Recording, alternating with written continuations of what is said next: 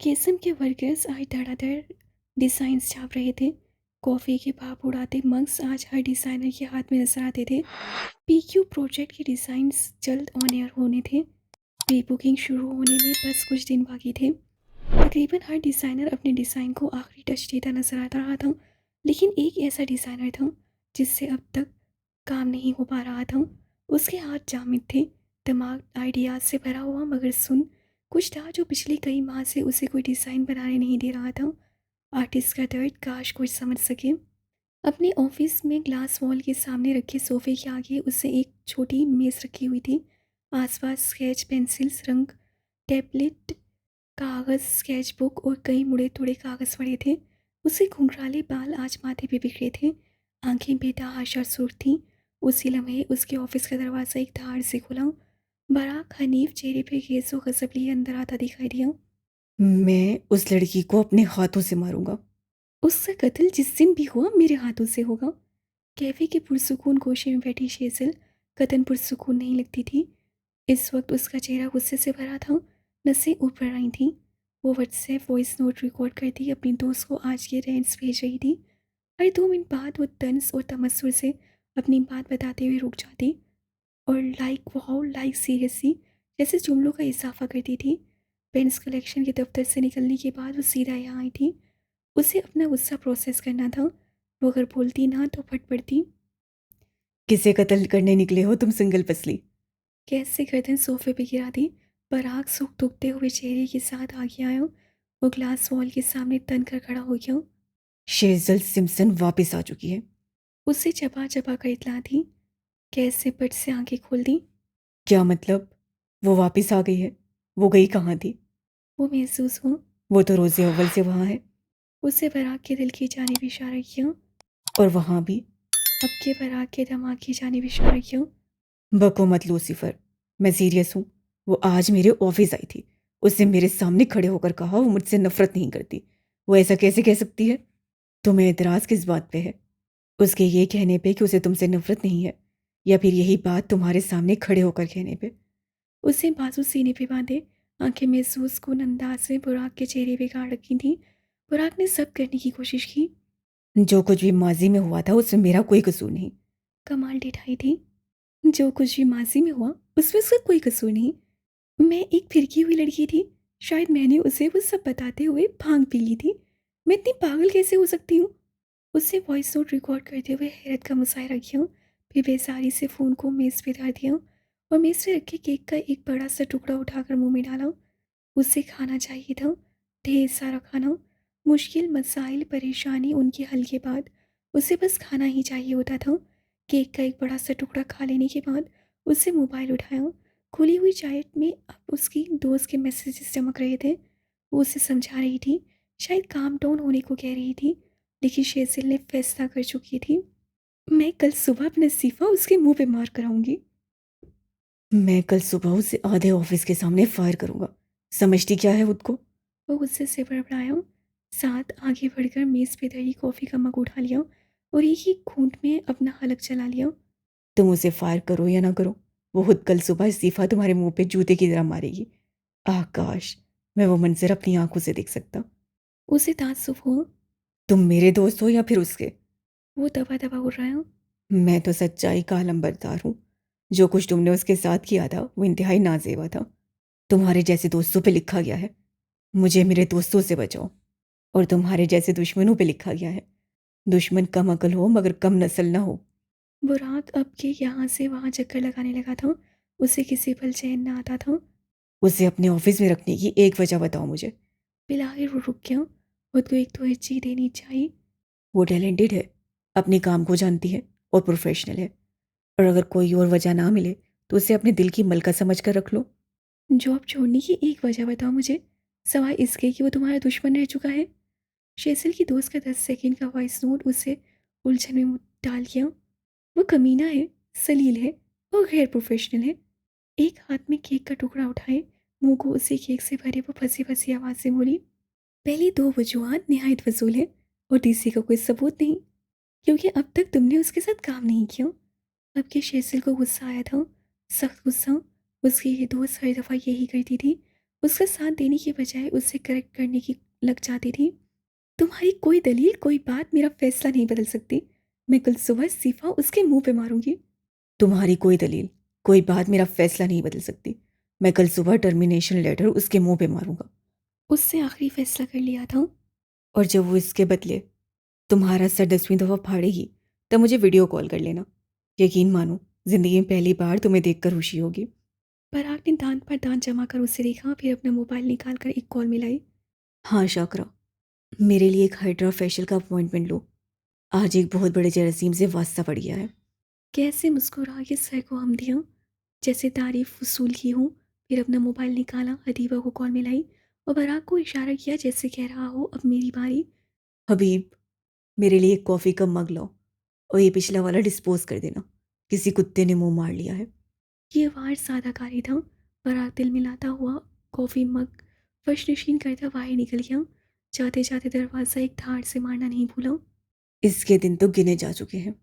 उससे सरगोशी की और दोबारा अपने काम पे झुक गया। गंभीर महल की स्टडी में आज एक अलग माहौल था। किताबों के रैक के आगे सोफा रखे मेरी गंभीर आज एक वीडियो शूट करने लगा था। सामने कैमरा सेट था, मेज पे चाय का मग और थर्मास रखा था। ये आदमी चाय के बगैर जिंदा नहीं रह सकता था। कैमरा सेट करके वो सामने आकर बैठा, स्याह बैगी शर्ट में, कार्गो पैंट पहने, गले में लटकता लॉकेट। वो कैमरा परफेक्ट था, सांवली रंगत आज खिली खिली थी। हर दफ़ा वीडियो करने से पहले मैं आप सबको मौज़ूई गुफ्तगू बना लेता हूँ। जहर तो लगता हूँगा। वो चाय का मग हाथ में लिए कहने लगा। कुछ वाक़यात जिन पे मैं बात करता हूँ, आपका उनसे कोई ताल्लुक़ नहीं रहा होता, लेकिन फिर भी मैं कहता हूँ, आपने देखा होगा, आप इससे गुज़र चुके हैं। जानते हैं मैं ऐसा क्यों कहता हूँ? जब तक मैं आपको अपने मौज़ू में शामिल नहीं करूँगा, तब तक आपको यही लगेगा, ये किसी तीसरे शख़्स की बात हो रही है। लेकिन जो ही मैं आपको मुख़ातिब करूँगा, तब आप मेरी बात में इन्वॉल्व हो जाएँगे। उससे चाय का घूंट भरा, फिर रुका। कहाँ मिलेगा मेरे जैसा आदमी, जो अपने भेद भी खोल देता है? सारा देर को कैमरे में देखता रहा, फिर आगे बात करते हैं। आज का मौजू है इंसान का माजी, हमारा पास्ट। आपके, मेरे और मेरी बात सुनते तमाम लोगों के माजी में कुछ ना कुछ ऐसा हुआ होगा जो भुलाने के काबिल नहीं है, जिसे याद करके आज भी हमारे ज़ख्म ताज़ा हो जाते हैं। माजी को कभी भी खरोच कर नहीं निकाला जा सकता।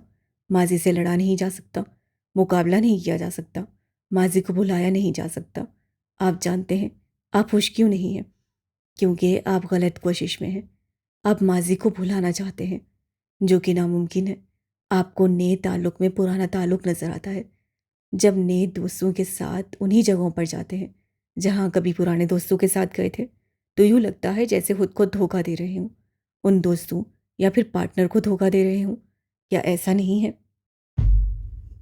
वो अब सोफे पे आलती पालती मारे बैठ गया, गोद में कुशन रख लिया। इंसान अपनी मेमोरी नहीं भुला सकता। इंसान उन वाक़यात को नहीं भूल सकता जो उसके साथ हुए थे। फिर आप अपने साथ ज़ालिम क्यों बन रहे हैं? खुद को अज़िया क्यों देना? खुद को टेंशन दिए रखना, क्या ये अपने साथ जुल्म नहीं है? क्या आपको पुराना पार्टनर याद आएगा क्योंकि आपने उसके साथ एक अरसा गुजारा है? आपको छोड़े हुए दोस्त याद आएंगे क्योंकि वो आपकी ज़िंदगी में थे।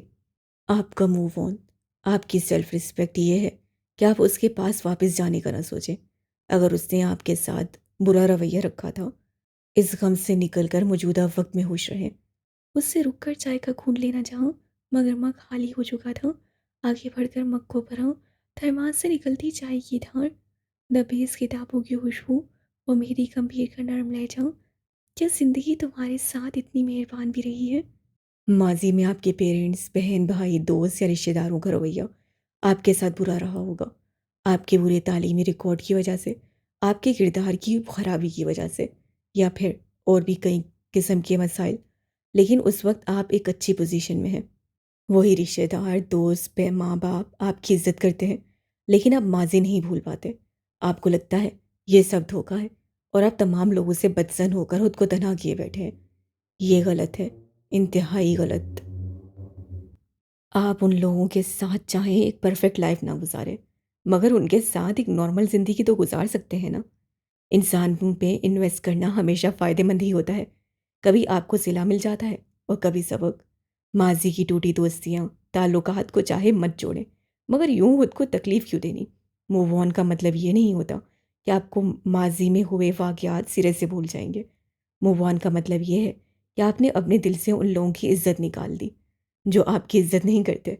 आपने सारी सारी रात उन लोगों को स्टॉक करना छोड़ दिया जिन्होंने आपको तकलीफ दी थी। आपने किसी और सब्जेक्ट में दाखला लेना चाहा, कोई और नौकरी करनी चाहिए, कहीं और शादी करनी चाहिए, ना हो सके। अब आपका मूव ऑन यही है कि आप जहाँ हैं वहाँ खुशी तलाश करें। खुश नहीं रह सकते तो कोई बात नहीं, खुशी और गम के बीच में भी बहुत कुछ होता है। आप नॉर्मल रह सकते हैं। वो बोलते बोलते रुका, मन में सुकेड़ कर कैमरे में देखा। हर क्लास में कुछ टॉपर्स होते हैं, कुछ फेलियर्स, लेकिन हर क्लास में कुछ मिडल बेंचर्स भी होते हैं। ना आप टॉपर बन सके तो आप फेलियर भी नहीं बनेंगे। वैसे आपस की बात है, कामयाबी के जो झंडे मिडल बेंचर्स गाड़ते हैं वो किसी ने नहीं गाड़े। साथ ही वो हल्का सा मुस्कुराया था। मेरी ये फीमेल फैंस उसके मुस्कुराने की दुआएं करती होंगी। हर इंसान का माजी बुरा नहीं होता। हम में से कुछ लोग हैं जिनका माजी शानदार था। हमारे पेरेंट्स हमारे साथ अच्छे थे, बहन भाइयों के साथ प्यार बांटा था, दोस्त भी अच्छे थे, लेकिन हम कहीं दूर आ गए या फिर वो हमसे कहीं दूर चले गए। मेरी की गले में गिल्टी से ऊपर का मधुम हुई, हलक में कांटे से चुभने लगे। उसे शिद्दत से उसके माँ बाप याद आए थे। अच्छा, माजी अब गुजर चुका। जिंदगी में इंसान को वो सब नहीं मिलता जिसकी उसे ख्वाहिश हो। कुछ चीज़ें इंसान तय होते हैं, उनका आपकी ज़िंदगी में आना और चले जाना तय होता है। गम और खुशी एक मुद्दत तक होती है। कोई भी चीज़ अगर एक डाल से निकल जाए तो वह बाल बन जाती है, चाहे खुशी हो चाहे गम। आप जानते हैं सर्वाइवर कौन होता है? हमें हमेशा से बताया गया सर्वाइवर वो होता है जो बुरे हालात से सही सलामत निकल आए। हमें गलत बताया गया। यकीनन यहाँ कई लोगों की सांसें रुकी होंगी। मेरी कहता रहा। मैंने एक बार एक फ़िल्म देखी थी। एक आदमी 2 पहाड़ों के दरमियान फँस जाता है और फिर निकल नहीं पाता। उसका एक बाजू पहाड़ों के दरमियान फँस जाता है, इतनी बुरी तरह कि उससे निकालना नामुमकिनात में से होता है। कई दिनों की कोशिश, भूख, प्यास, लेकिन वो इंसान थकता नहीं है। कुछ दिन बाद जब उसे यकीन आ जाता है कि यहाँ से वो सही सलामत नहीं निकल सकता, या तो मर जाएगा या फिर निकल जाएगा। ये एक कड़ा वक्त था। वो आदमी वहाँ मर सकता था, मगर वो सर्वाइवर था। उस आदमी ने अपने हाथों से अपना बाजू काट दिया। कोई अपने जिस्म को कैसे काट सकता है? क्या कोई काट सकता है? ये एक इंतहाई मुश्किल अमल है, मगर सर्वाइवर्स के लिए यही अमल ज़िंदगी है। उस आदमी ने अपनी बकिया ज़िंदगी उसी एक बाजू के साथ गुजारी होगी, मगर उसकी टांगें सलामत रहीं, उसका चेहरा, उसकी ज़िंदगी सलामत रही। क्या यह काफ़ी नहीं था? वो भूख, प्यास, मौत, हर चीज़ से बचकर निकल आया था। सही सलामत नहीं, एक अज़ू गंवाकर, मगर वो आया। चल लम्हे मेरी खामोश हो गया। कोई अपनी ही बात प्रोसेस करना चाहता हूँ। माज़ी भी इसी तरह का होता है। कई बार आप डैमेज हो जाते हैं, कई बार आपको अपने से वो रिश्ते दूर करने पड़ते हैं जो जिस्म जैसे होते हैं। आप कभी दिल कटवा कर आते हैं, कभी रूह, लेकिन आप वापस आते हैं हाल में, क्योंकि आप सर्वाइवर हैं। उस आदमी ने अपने हाथ से अपने बाजू की रगें काटी, आधा बाजू लेकर लटकते हुए गोश्त के साथ वापस ज़िंदगी की ओर आया, क्योंकि वो सर्वाइवर था। डैमेज था मगर जिंदा भी। आपका माजी भी इसी तरह का है। सारी ज़िंदगी उसे कटे हुए बाजू की तरह साथ रहेगा। आप नामुकम्मल भी रहेंगे, मगर आप जिंदा हैं तो खुद पे जीने की तमन्ना तर्क नहीं करनी। इंसान और उसका माजी हमेशा साथ रहते हैं। बस फ़र्क ये है कि आपको उस माजी और हाल के दरमियान एक बाउंड्री बनाई नहीं आनी चाहिए। एक बेहतर मुस्तकबिल के अज़म के साथ मेहदी कम्बीर को अलविदा। उससे बैठे बैठे हाथ सीने पे रखा और सर को हल्का सा झुकाया। वीडियो बंद हो गई थी। अब वो अपना सामान समेट रहा था। तबीयत किताबें उसके पढ़ाए सबक याद करती रहीं। हॉस्टल आज ऑकवर्ड सी खामोशी में डूबा था। सीनिया हाकिम बलाज से मिलकर आने के बाद अब अफरोज़ा बेगम के साथ लॉन्च में बैठी थी। वही स्याह लिबास, चुनरी वाला दुपट्टा, चेहरा जख्मज़दा और गर्दन खड़ी। उसकी दाईं तरफ वाले सोफे पे शेजल सिम्पसन बैठी थी, सुबह वाले लिबास में, बालों को गोल मोल बांधे, एक हाथ में कॉफ़ी का मग जिसका स्ट्रॉ उसके लबों तक जाता था और दूसरे हाथ में कोई अंग्रेज़ी नॉवल था। चश्मे की पार शातिर आंखें कभी जीनिया को देखती, कभी अफरोज़ा बेगम को। शेजर को मसाइल पसंद थे। मसाइल उसके दिमाग को तेज रखते थे और उसके अंदर की सेडिस सोल को मुतमईन, नॉर्मल और पुरसुकून दिन उसे गैर नॉर्मल लगते थे। तुम अपनी सफाई में खुद कुछ कहना चाहोगी या फिर मैं अपनी तरफ से सवाल करूं? वो संजीदा थी और सख्त भी। जीनिया गहरी सांस लेते हुए आगे को हुई। आंटी, मैं उस वक्त ट्रॉमाटाइज थी। मैं उस आदमी को जानती तक नहीं थी।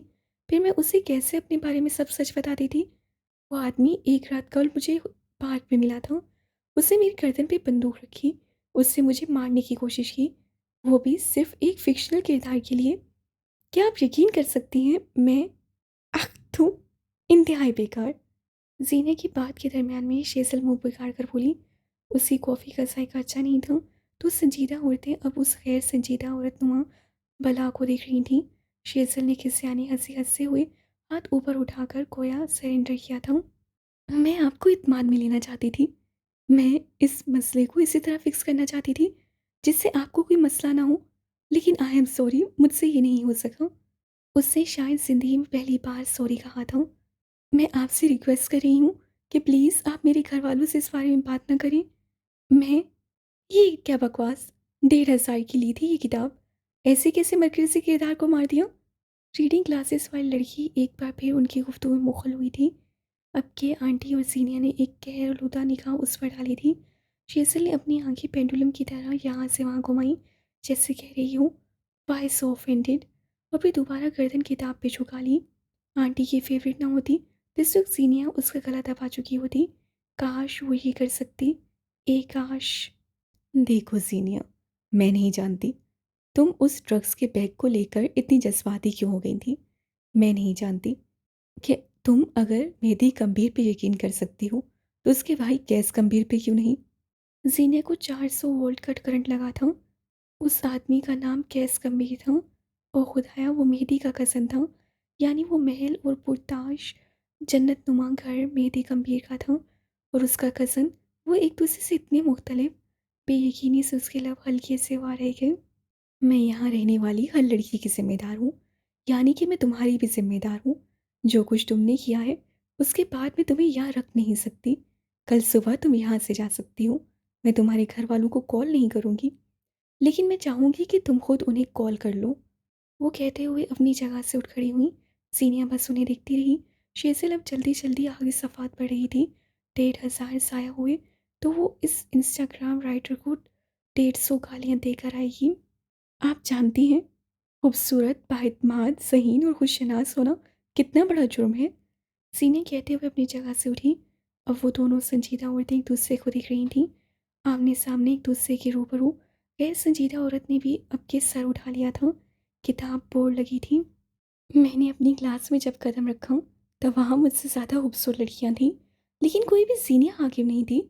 मुझे मालूम था मुझ पे नजरें हैं, लेकिन मैं बेनियाज सी, जैसे मुझे फ़र्क ही ना पड़ता हूँ। मैं किसी और को देखकर दिल में चोर खाने नहीं बना सकती थी। इसीलिए मैंने क्लास मीटअप में झूठ कहा कि मेरी शादी पसंद की थी। क्या गलत किया? बिल्कुल नहीं, तुमने सही किया। बल्कि मुझे बताओ, तुम्हें देख कौन रहा था? आंखें निकाल के लाऊंगी। एक हाथ में किताब, एक हाथ में कॉफ़ी और जोश से बुलंद आवाज़। शेरसिल सैमसन एक बार फिर सीन में अपनी जगह बना चुकी थी। उसकी तरफ किसी ने मुड़कर भी नहीं देखा। जब क्लास की उस क्विज में जिसका नोटिस तक मेरे पास नहीं था, मैं उसके सारे जवाब आंख बंद किए सुनाती गई, तब मेरी क्लास के लड़के मेरी जहानत से मरहूब हुए। मैंने किसी को खुशफहमियाँ न पाल लेने और एक हारदार रास्ते पे चलने से रोक देने के लिए अगर खुद को 3 साल से बेौलाद कहलवाया, खुद को कर्ज जाहिर करने की कोशिश की, तो क्या गलत किया? हाँ, ये गलत था। कोई तुमसे मरूब होता है, तुम्हारी परस्तिश करता है तो करने दो। ये तुम्हारा हक है, वसूल लो। उसे कहते हुए कॉफ़ी का एक लंबा घूंट लिया। इतनी परेशान कुन सूरत हाल में वो भूल गई थी कि चंद लम्हा कबल वो उस कॉफ़ी की शान में क्या क्या कह चुकी है। खैर, अब आगे। सीनिया हाकिम झूठी नहीं है आंटी। हाँ, जीनिया मौका परस्त, बाजी पलट देने वाली है। हाँ, मैंने कहानी घड़ी क्योंकि कहानी ने मुझे बचा लिया। मैंने खुद को आफत ज़्यादा कहलवाया ताकि लोग मुझसे दूर रहें। मैं मुकाबलाबाजी नहीं करने आई। मैं यहाँ लोगों की नज़रों में खटकने नहीं आई। मैं सेफ गेम खेलने आई हूँ, क्योंकि अगर मैं गिरी तो मेरे साथ गिरने वाली कई लड़कियाँ होंगी। मैं वापस गई तो अगले कई साल कोई माँ बाप अपनी बेटी की तालीम के हक में नहीं होगा। मेरे कंधों पे ढेर सारा बोझ है आंटी, इस बड़े शहर के मॉन्स्टर्स का भी और उस छोटे शहर की मेरी राह तकती इनोसेंस का भी। वो सांस लेने को रुकी। आंटी कायल हो गई थी। वल्लाह वो कायल लगती थी। मुझे वापस भेज देंगी। मैं ढीठ हूँ, ज़िद्दी हूँ, दोबारा किसी और हॉस्टल आ जाऊँगी, लेकिन क्या आप उन ना आने वाली लड़कियों का बेड़ा उठाएंगी? उनका हिसाब आपके गले होगा। वाह! ये लाइन्स तुम्हारी अपनी हैं? ये किसी नॉवेल की हैं? असल में मुझे नॉवेल्स की लाइन्स याद नहीं रहती। मैं शेज़िल, अब अगर तुम्हारे मुँह से एक लफ्ज़ भी निकला, तो मैं तुम्हारी कोल्ड कॉफ़ी का डब्बा कूड़े में डाल दूँगी। And I mean it. ज़ीने ने पीछे मुड़कर घुराते हुए कहा तो शेज़िल ने मुँह पे उँगली रख ली, लेकिन यहाँ से उठकर न गई। मसाइल फेस करना, हल करना और उनमें फँसे लोग देखना उसका महबूब मशग़ला था। आंटी वापस सोफ़े पे टिक कर बैठ गईं। वो नीम रज़ामंद लगती थीं। मुझे अब भी समझ नहीं आ रही कि तुमने अपने शहर के मुतालिक झूठ क्यों कहा। उसकी तो कोई माकूल वजह भी नहीं। जब 4 असहद ज़रूरी झूठ बोल लिए जाएँ, तब एक गैर ज़रूरी झूठ बोल देना चाहिए। मेरी कवर स्टोरी के लिए ज़रूरी था कि मैं खुद को एक नए माहौल में ढाल कर पेश करूँ। मैंने बस वही किया है। मेहदी सब सच जानता है और उसका कज़न आधा सच आधा झूठ। क्या ये सब तुम्हारे लिए मसाइल नहीं खड़े करेगा? मसाइल से पहले मेरे पास हल आते हैं, मैं देख लूँगी। आप अपनी बात करें आंटी। उसने बाजू सीने पे बांध लिए थे। ये आखिरी चांस होगा सीनियर हाकिम। कबूल है। तुम्हें सज़ा के तौर पे 3 दिन किचन सँभालना होगा। कबूल है। तुम अपने पकड़े गए झूठ की सज़ा भुगतने में अकेली होगी। मैं तुम्हारी पुश्तैनाई नहीं करूँगी। कबूल है। उससे शाह ने बेनियाज़ी से कहा। शेज़ल ने उसको देखते हुए बेसारी से सर घुमाया। एड्डी टू नील आर्मस्ट्रॉन्ग दी औलाद। इतनी तुम नील आर्मस्ट्रॉन्ग की औलाद। वो ज़ोर से बड़बड़ाई। आंटी उठकर चली गई तो जीने ने सोफे के हत्थे से टेक लगा ली। फिर अपनी मलका बच जैसी नसें शेज़ल की जाने मुड़ी। शेज़ल को कुछ गलत होने का एहसास हुआ। कॉफ़ी बहुत पसंद है ना तुम्हें? वो मुस्कुरा रही थी। मेरी कॉफ़ी को गंदी नज़र से मत देखना। शेज़ल ने मग सीने से लगा लिया। कॉफ़ी के साथ एक बेहतरीन क्राइम थ्रिलर और अपने सामने होता फैमिली ड्रामा। आ तुम्हारी ड्रीम विशेस है ना? वो हन्नूस मुस्कुरा रही थी। शेज़ल ने फ़ौरन से किताब हाथ से पीछे कर ली। किताब का कोई मजाक नहीं है ज़ीनिया, उससे वार्न किया। ज़ीनिया उठ खड़ी हुई, छोटे छोटे कदम लेती लॉन्ज के दरवाजे तक गई। शेज़ल ने सुख का सांस लिया। गई डाइन। यकदम वो मुड़ी, महसूस महसूस उसे देखा। इस किताब का मरकज़ी किरदार मरा नहीं कत्ल हुआ है, वो भी अपनी बीवी के हाथों। कातला आखिर तक पुलिस के हाथ नहीं आएगी। ये किताब एक हीरो की नहीं विलेन की है। उम्मीद है तुम इन स्पॉयलर्स के बाद भी अपनी कॉफ़ी इंजॉय करोगी और अपनी रीडिंग से पुरसुकून रहोगी। शेज़ल आंखें मुंह खोले उसे देखती रही। उसका 1,500 साया हो चुका था। उसका बस से ही चलता था अपने नुकसान पे कफन लपेट कर सो जाए। शेज़ल सैमसन की ज़िंदगी बर्बाद हो चुकी थी और वो सदमे से शल रह गई थी। रात ने मुंह खोलकर शाम की नीलाहट को अपना शिकार बना लिया और इस्लामाबाद में यूं तारीखी फैला दी गोया यहाँ कभी किसी किस्म की रोशनी आई ही ना हो। ऐसे में हमारा रुख रोशनियाँ होंगी, एक हल्का फुल्का माहौल और तरोताज़ा कर देने वाली गुफ्तगू होगी। और कहानी का किरदार कौन सा आपको हल्का फुल्का कर सकता है? बराक हनीफ का पेंट हाउस सर्द बत्तियों में जगमगा रहा था। दखली दरवाज़ा पार करते राहदारियों में कदम धरते, पेंट हाउस की आरइश पे अपना दिल लुटाते, पूल साइड पे आओ। तो इस वक्त वहाँ 3 लोग मौजूद थे। तीनों ने एक जैसा लिबास, स्याह टी शर्ट और स्याही ट्राउज़र पहन रखे थे, जिनके सीने पे अंग्रेज़ी अबारत फ्रेंड्स नेवर लाई लिखी थी। ये उन 3 लोगों की पार्टी ड्रेस कोड था। पूल साइड के सामने ग्लास वॉल थी जहाँ से सारा शहर नज़र आता था। अमीर होने का एक फ़ायदा होता है, आप घर को एक हसीन लुक देने के लिए करोड़ों खर्च कर सकते हैं। अब लोग उसे चोंचला कहें या शौक, उनकी मर्ज़ी। एक तरफ इलेक्ट्रिक अंगीठी के आगे खड़ा गैस गंभीर बारबेक्यू बना रहा था, तो दूसरी जानिब अपने एक बाजू से काम करता मेरी गंभीर लंबी मेज़ जो कि ऐन पूल के सामने थी उसे सजा रहा था। बराक हनीफ पैरों को पूल के पानी में डुबोए अरबी गज़ल गुनगुना रहा था। वैसे मेरी आखिरी इत्तलात के मुताबिक मैं तुम्हारे बाप का ज़ेरे गलीद गुलाम नहीं हूँ। गैस सीख को पलटते हुए मसरूफ़ अंदाज से बोला था। और मेरी आखिरी इत्तलात के मुताबिक मैं तुम्हारी माँ के जहेज़ में आई लूंडी नहीं हूँ। इटालियन डिनर सेट को मेज़ पर सजाता मेहदी भी अपना हिस्सा डाल गया। लेकिन मेरी आखिरी इत्तलात के मुताबिक मैं एक हसीन, मासूम, जांबाज, दिल गिरफ्तार शहज़ादा ज़रूर हूँ, जिसके हाथ काम करने से थक जाएंगे। बराक ने अपनी मंतक पेश की। और ये इत्तला तुम तक पहुँचाने वाला है कौन? कैसिम प्लेट बारबेक्यू से भर दी। मेरी एक इंतहाई हसीन गर्लफ्रेंड। उसने मुझसे कहा है, बाबू तुम्हारे हाथ बहुत नाजुक हैं। लड़कियों की बात का मुझसे साथ मतलब लेते हैं। जब वो कहे तुम्हारे हाथ नाजुक हैं तब वो कहना चाहती होगी, बाबू तुम्हारी चमड़ी तो चमड़े से भी ज़्यादा सख्त है। कैसे उसकी बात उचक ली? बराक सोच में पड़ गया। आज मेरी 9वीं नंबर वाली गर्लफ्रेंड ने कहा कि उसके घर वाले मुझसे मिलना चाहते हैं। फिर उसका क्या मतलब लूँ? उसका मतलब ये हुआ कि जान, पहले तो तुम्हारे कार्ड और खून सिर्फ मैं जूझ रही थी, अब हिस्सेदार आने वाले हैं, तैयार हो जाओ। फरांसी ग्लास लगा था। मेहदी क्या तशरीह कर रहा था? बराक ने अफसरदा होकर गर्दन ढलका दी। यानी अगर कभी किसी दौर में मुझ जैसा लाअबाली शौक ज़माने का भटकाया हुआ मर्द एक इज़्ज़तदार ज़िंदगी गुजारने की आरज़ू करूँगा तो मुझे ऐसे ही टॉक्सिक लड़कियाँ मिलेंगी? क्या मेरे लिए नेकी का कोई रास्ता नहीं? कैसे एक सीख हाथ में बुलंद किया और दूसरी को अब भी पलट रहा था। रास्ता है, हर दफ़ा होता है, लेकिन तुम अपने रास्ते में खड़े शैतान हो दो बराक। औरत भी उस मर्द को बुरा बनाती है जिसके अपने दिल में खोट हो। बाद में दम था या फिर बराक की ढलकी गर्दन अब थक चुकी थी कि वो कोई जवाब न दे पाया। कुछ देर बाद वो तीनों बारबेक्यू की प्लेट साथ में लिए, जूस का ग्लास साथ रखे, पैर पूल के पानी में डुबोए बैठे थे। साथ एक ट्रे रखी थी जिसमें बाकी के लवाजमात थे। प्लेट में मुख्तलिफ सॉसेस थी और एक तरफ रखे ट्रे में चावलों की प्लेट थी। इस वक्त वो तीनों जिगरी यार लग रहे थे, लेकिन सच तुमसे बेहतर कौन जानता है?